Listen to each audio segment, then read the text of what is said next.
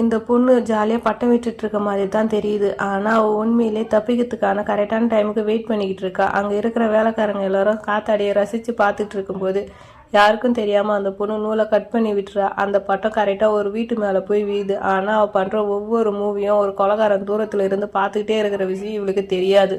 உடனே கூரை மேலே இந்த பட்டத்தை எடுக்கிறேன்னு சொல்லி ஒரு ஏணி எடுத்துட்டு வரா. பட்டம் எடுக்கிறது எல்லாம் சும்மா ஒரு சாக்கு தான். ஏணி மேலே ஏறி சுற்றி எப்படி இருக்குன்னு பார்த்து தப்பிக்க வழி தேடுறா. ஆனால் அங்கே இருக்கிற செக்யூரிட்டி செம்ம டைட்டாக இருக்குது. அங்கே இருந்து தப்பிக்க முடியாதுன்னு அவளுக்கே தெரியுது. நல்ல வேலை அந்த கொலைகாரங்கனுக்கு நம்ம இன்னும் உயிரோடு இருக்கிற விஷயம் தெரியாதுன்னு ரொம்ப சந்தோஷப்படுறா. அதே நேரத்தில் எங்கிருந்தோ வந்த ஒரு கல் அந்த பட்டத்தை அப்படியே ஓட்ட போட்டுட்டு போகுது. இதை பார்த்து அந்த பொண்ணு அதிர்ச்சியில் உறிஞ்சி போயிட்டா.